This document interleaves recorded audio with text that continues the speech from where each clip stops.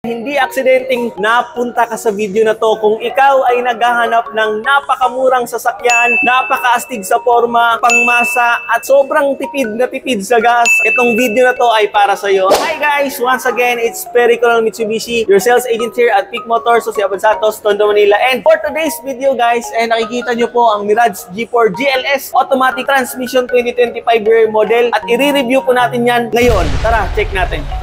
So ayan guys, ito nga po pala ang bagong fresh na Mirage G4 GLS Automatic 2025 year model natin.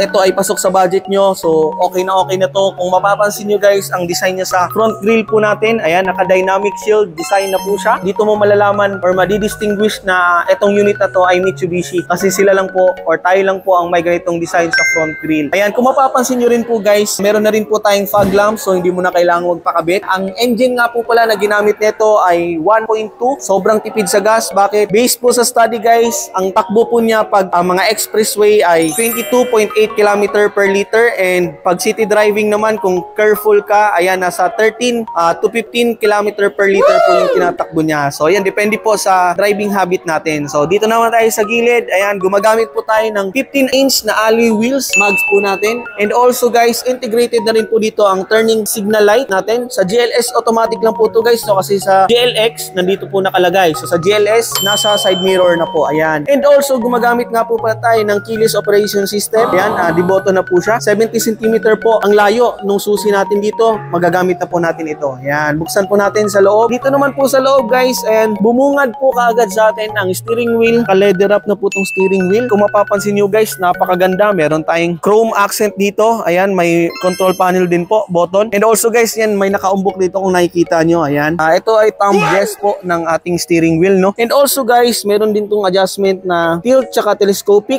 Ayan, pwede po natin i-adjust para mas komportable guys ang pagmamaneho mo. Ayan. So next naman guys, dito sa infotainment natin, meron na nga po palang Apple CarPlay and Android Auto. Ayan, pasok sa banga. Kung ikaw ay naka-Android Auto or naka-Android ka, pwede po dito. And kung ikaw naman ay naka-iPhone, pwede po dito. And also, gumagamit po tayo guys ng single zone auto climate control system sa aircon naman po natin. And also, since GLS po ito guys, nakakiles na po tayo, push button na po ang start stop engine po natin. Ayan. So next naman po guys, tayo ay gumagamit ng CVT na transmission or mas kilala bilang continuous variable transmission. Ayan, ito po yung gamit natin. And manual handbrake guys. Ayan. So napakaganda, no? And also guys, dito naman sa driver side, sa window po, may mga control panel din po dito. May auto lock and meron din po tayong window lock po. Ayan, para hindi po ma-access ng mga bata. So next naman guys, sa second row. Sa second row guys, wala namang pinagbago, ganun pa rin. Pero ang nagustuhan ko dito ay napakaluwang po ng second row na to. Ayan. Ang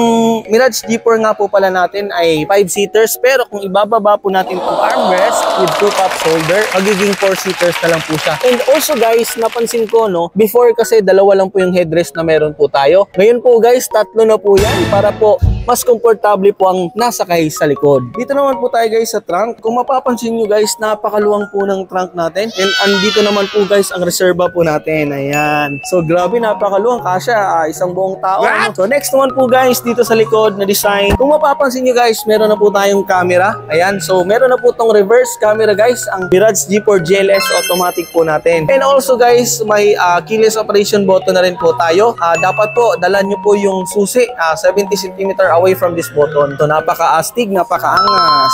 Ayan, for safety naman guys, gumagamit po tayo ng dalawang SRS airbags. Ayan, ito po siya. And dito naman po yung isa guys sa steering wheel naman po natin. So ganun po kaganda. Yun yung pinaka-quick review natin. So may mga hindi man ako nabanggit, i-comment down below po guys kung may nagustuhan kayo sa Mirage G4 GLS automatic natin. And ayan, sa mga gustong kumuha ng Mirage, ayan, kung pasok to sa banga, sa budget nyo, ang SRP nga po pala niya guys ay 899,000 and naka-promo po tayo ngayon.